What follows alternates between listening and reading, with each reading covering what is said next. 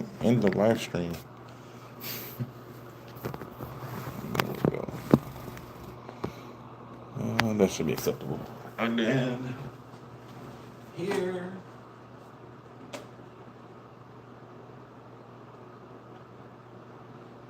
This should allow me to actually see the screen.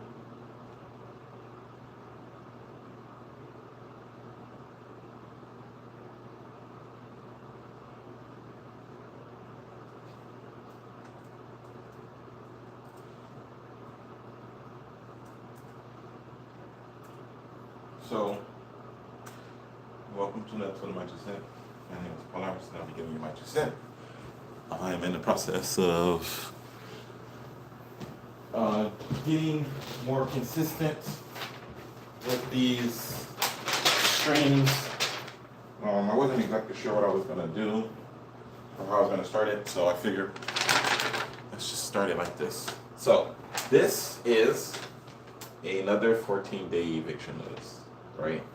So, anyone that has been watching for a while knows that I have, I went from being homeless because of BS with my wife to moving into the apartment to having a little bit of a hiccup last year to the present, right? So one of the biggest things that I've noticed when it comes to the way we deal with My Two Cent as a brand started for me as just like, hey, I want to just go on the internet and talk to like-minded people that are also intelligent and, you know, talk about high-level intellectual things. But unfortunately, the internet in the past got saturated with stupidity. The younger generation came onto the internet before the older generation, and they brought their immaturity with them. So there was never really a mature landscape that was ever established as a foundation on the internet. It was always just this place where kids would go to connect and hang out with each other and interact. And as a consequence of that, it created a condition to where it's really difficult to do anything in a serious format in a public space on the internet. That's not to say that you can't do serious stuff on the internet. That's just kind of what happened. So over the years of the evolution of that conflict, I continued to try to create My 2 Cent, decided that maybe I should try to make it a brand and continue to move on and on and on into that space. When I first started making content, I was in my 20s, and then over time, now 43. So the biggest conflict that I had in life was having to pay child support to a woman that only wanted child support. My relationship, for some reason in society, men are automatically the problem, men are automatically wrong, and everything that is not right in a relationship is automatically because men are not good enough.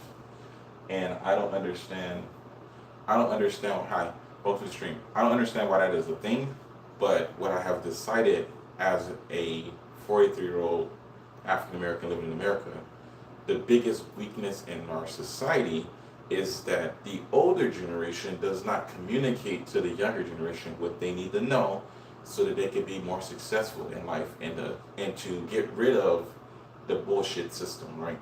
So the gist of why I have a 14-day eviction notice.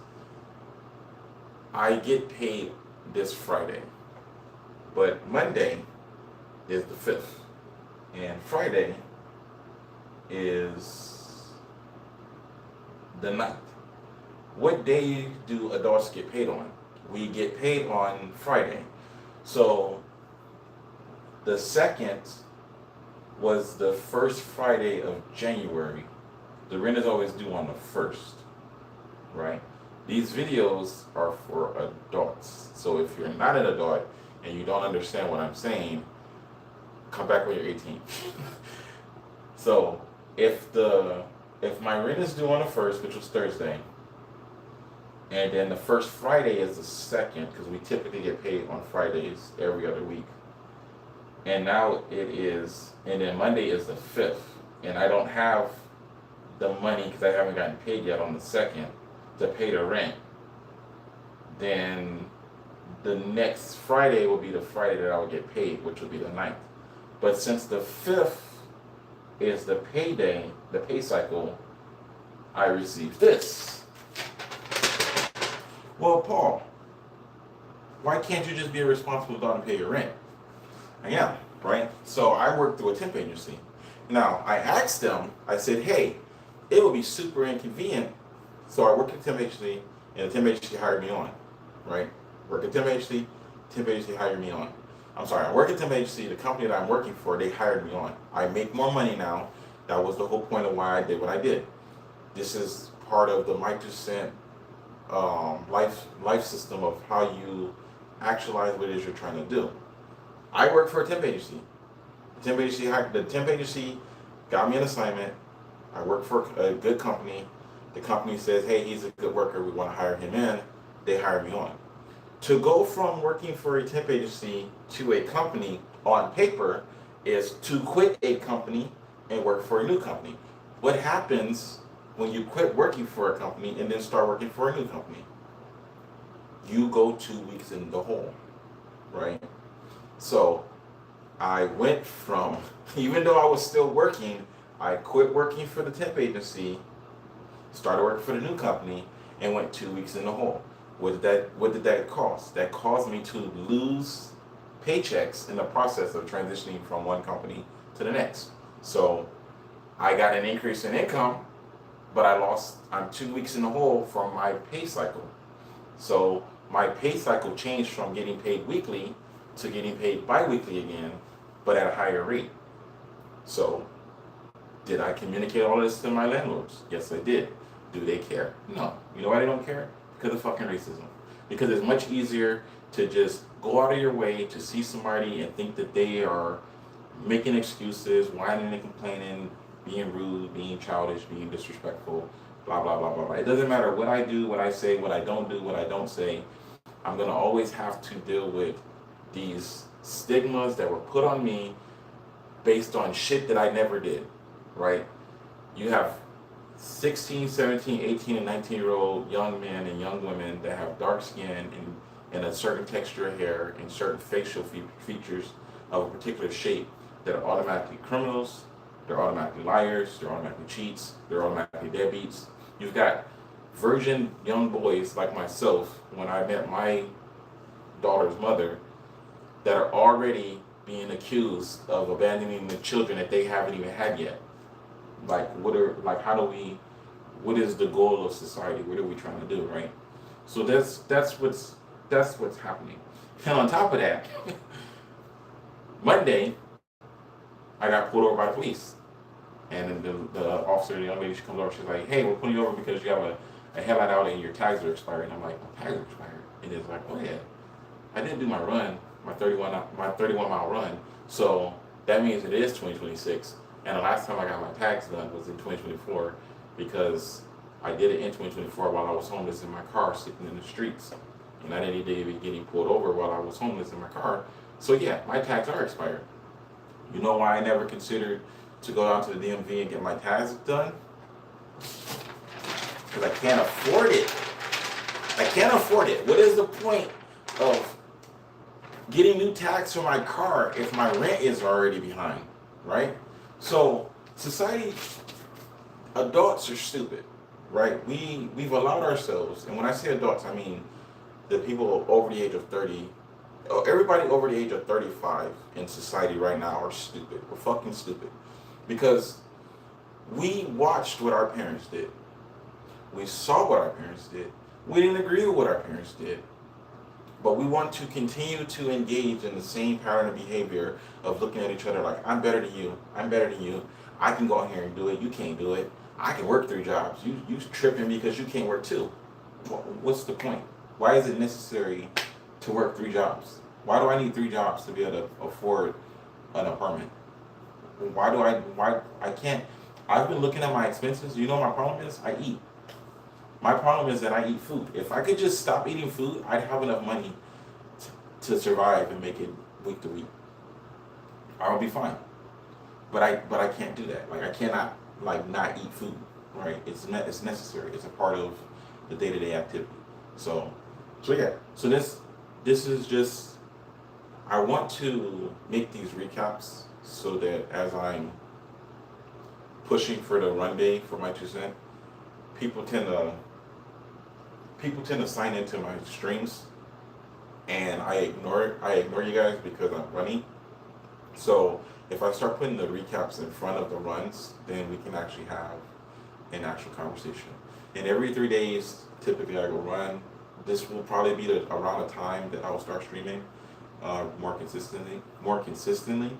But the whole reason why I'm saying all of this is because you can't look at your present and make you can't look at your past from the vantage point of your present and try to feel like your decisions that you made in the moment were wrong.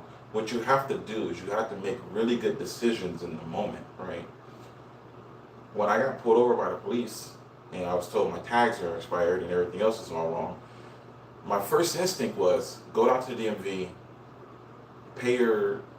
get your tags right, get your ID up to date, do all the stuff you need to do so that you don't have to deal with that. Get the light fixed, but that costs money, right?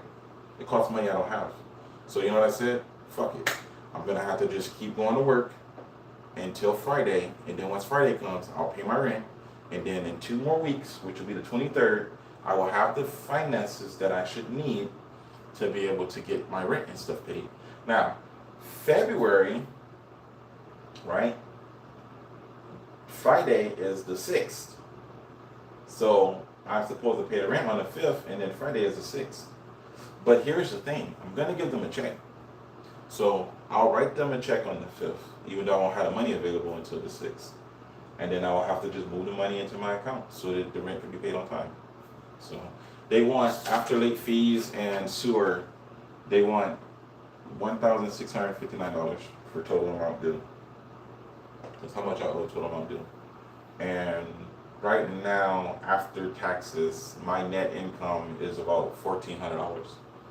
On top of that, well, $1,400 every 2 weeks. On top of that, being in school full time, I get an extra $1,000 for that as well.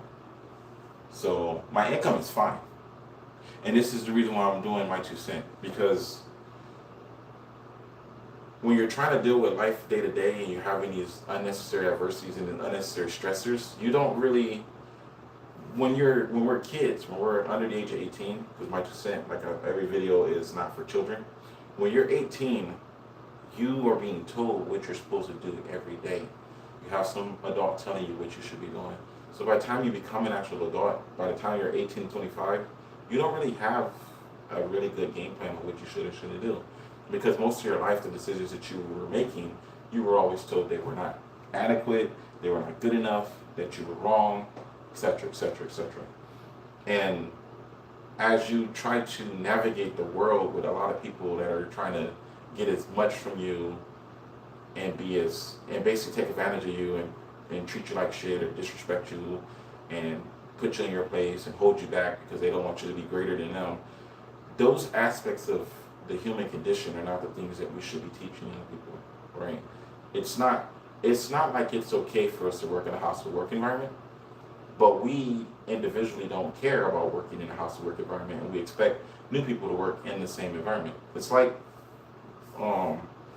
one of my battle buddies in the Army, when he first joined the unit, Caucasian male, when he first joined our unit, he was like, he came over to me, he was like, it had been like 3 or 4 weeks. He's like, Anderson, he's like, am I stupid? Am I retarded? Or like, is there like, because I noticed that people give me a lot of shit. Like, am I just dumb, or am I doing the job the way I'm supposed to be doing it? And I looked at him and said, you're good. Private, you're good. They're just stupid. The people around us are fucking dumb, and they're treating you like shit because you're new. And as soon as you get replaced by a new person, you're just gonna do the same thing to the new person. Everybody that comes in has to be treated like shit, and then you move up to you be in a position to where you stop being a person that was treated like shit and you get to be the person that treats the next person like shit. But the problem is, why is that even necessary? What are we gaining in life to disrespect and if you know, empathetically, individually, if you know that someone says something to you and it hurts your feelings, whether you are soft, whether you are a snowflake, whether you are too insensitive, whatever. If you know that being rude, being disrespectful, being cantankerous, being a bitch, being an asshole, if you know that those things generate negative values that negatively affect you and make you feel in a way that you don't want to feel, why would you engage in that same behavior towards someone else? Hurt people hurt people. So if you know that these types of exchanges make you feel bad, why learn that behavior and engage in that behavior and then get some type of validation from forcing someone else's face to be all upset? Somebody comes over to you in a good mood and have good spirit and got high energy about themselves and they're happy and content with their lives, and then you see that in them and you decide, let me snatch that away from them so they can be shitty too. When I was in my 20s working at a company, this girl, she was super bubbly. I think she was 18 or 19, but she was super bubbly. She came to work all happy and content and run around in life and excited. And then one of my coworkers was like, I don't like that she's always happy. I'm gonna make her miserable. And I asked her, said, for what? Why are you making her miserable? She's like, can't nobody be happy like that all the time. And I was just looking at her like, that's just a weird thing to say. But I was in my 20s, so I didn't think anything of it. But now I'm in my 40s, it's like, I should have doubled down on, why are you harassing her? What did she do to you?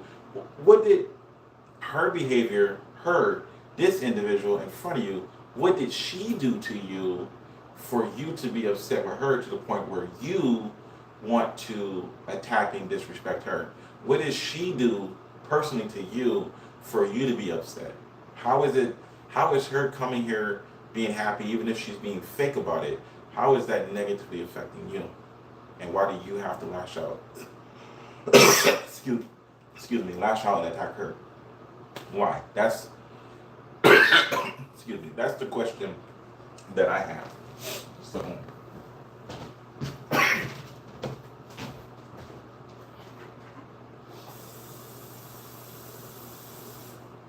and I really need to work on formatting.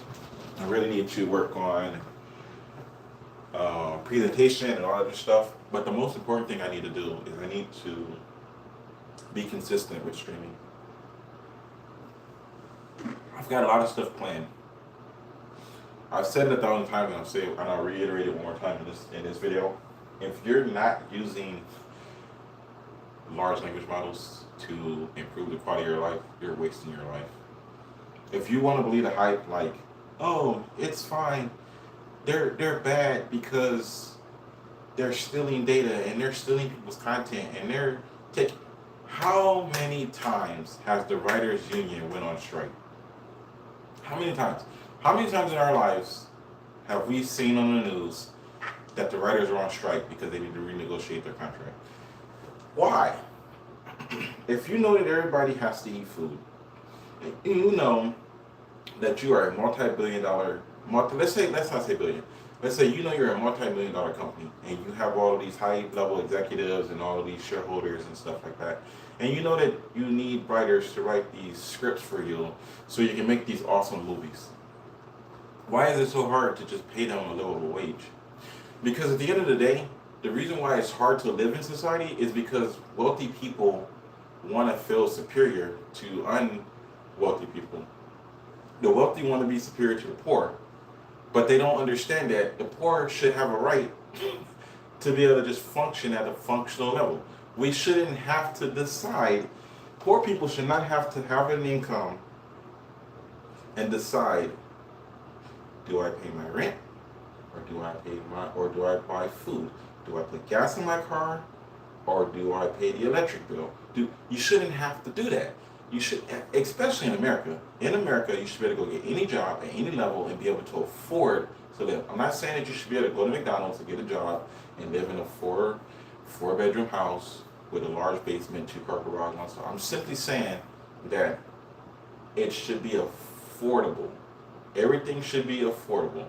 You should be able to look at, and this is one of the biggest conflicts when it comes to the economics of the world and how it's framed in general when it comes to um,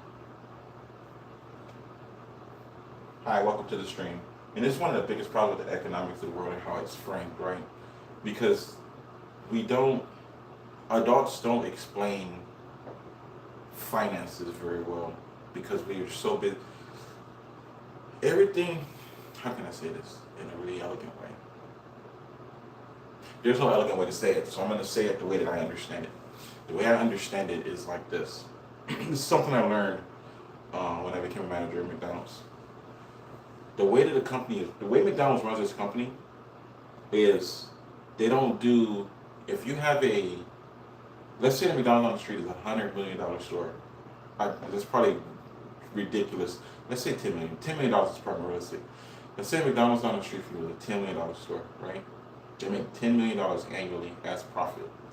The way that they calculate profit, and this is the thing that a lot of people don't understand about the way finances work in general, they look at their operations as $1 bill, right? And for every dollar that is made, if you go into the restaurant and you ask for $1 and you ask for food, you say you get a number one, and let's just round it up because it's gonna be there anyway. Let's say a number one costs $20. When I was younger, a number one meal would be less than $5, right? So you get a number one and it's $20, right? So you put all 20 of the dollars on the table, right? The way that they run their building, remember, it's a $10 million store. It's a $10 million store. They put all of the dollars on the table, right? You take all $20, you spread them out. You take $1 bill and you pull it in front of you and you look at it. Percentages of that dollar bill is how you calculate your income as a business and as a company. And this is the reason why most people fail at doing business, because this is the reason why most households fails as a business, because businesses do finances differently than households, right? I run my household the same way I used to run McDonald's. The $1 bill represents the percentage of how much of your income is profit, right? How much profit do fast food restaurants make out of a $1 bill? They have 100 pennies. How many of those pennies is actually profit? Most people don't understand this, but the profit margin for most companies, most fast food companies, the profit margin is between 1 cent and 6 cents to every dollar. 95 cents of every dollar that they make goes into the expense of the company. So what this means, and this is why I use a really simple number. This means that if a $10 million store, right? If a $10 million store has a profit margin, if a $10 million store has a profit margin of $10 million, and its profit margin is 3%, that means that you have to take the 10 and realize that the 10 is only 3% of the total operational cost of that establishment. And just to keep the numbers simple, because I know that they're slightly off, we can argue that the company moved liquidating cash almost $97 million annually in establishment. The profit margin is not the total amount of money that was exchanged through the year. The profit margin is what was saved, right? And that's why I say most people are poor, because when you do your monthly expenses, what is your savings? How much money are you able to save?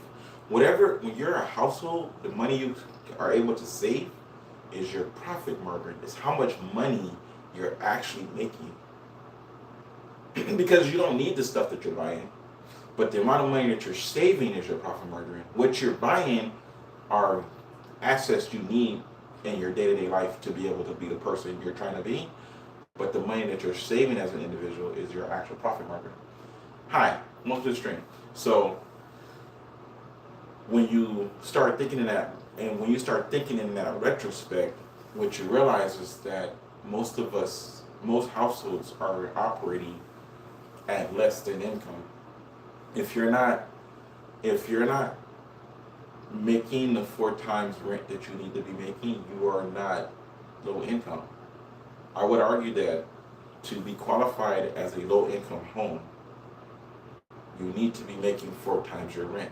And what I'm trying to say is like let's say that you have like the average household here. Let's say you have a $300,000 mortgage and you're paying X amount of money a month, right? Your income is a certain amount between you and your husband. Between the husband and wife, their income is a certain amount.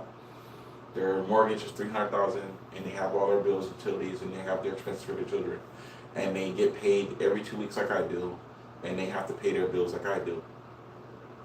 If they're not making 4 times their rent and doing what is expected of us to be able to save up to 3 months of their rent, they're not middle class. They're poor. If you're living paycheck to paycheck, you're poor. That's just how it works. If you're making 4 times rent, if you're living paycheck to paycheck, you're poor. If you're making 4 times your rent or 2.5 times your rent, whatever is expected of you in your demographic when you get qualified for a place, if you're not making that, then that means, I'm sorry, if you're not able to save that, then that means that you are low income. If you're making what is expected, I'm making what is expected for the apartment complex, right? I can't save it right now, but I'm making it. If I can start saving it, then I go from being poor to low income. And that's how easy it changes. You can literally not do anything except for balance your quality of life. You can balance your finances and move from being poor to low income or to high income. But we shouldn't individually have to sacrifice at that level just to be able to function, right? I shouldn't have to stop eating. I shouldn't have to turn bills off. I shouldn't have to reduce my livelihood. I shouldn't have to come home, sit in my living room, and watch TV to be higher than just low income. And that's where we fail as society, because that's the quantity of life over the quality of life. And it's really not necessary for things to be that way. So, but I can rant and rave forever and ever and ever, but I really need to get back to life. I've got a schedule to keep. I'm gonna end the stream, and then I'm gonna go do my run, and then once I get done with my run, I'm gonna come back to my apartment and do my homework and finish on my day. And yeah, I appreciate all of the continued views and continued support. I know the channel is kind of boring because it's not meant to be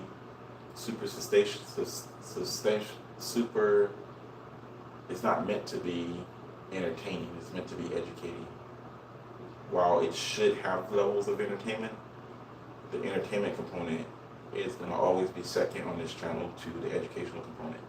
And if you need more stimulation, just leave the stream and go to one of those channels that isn't actually interested in self-improvement through self-education.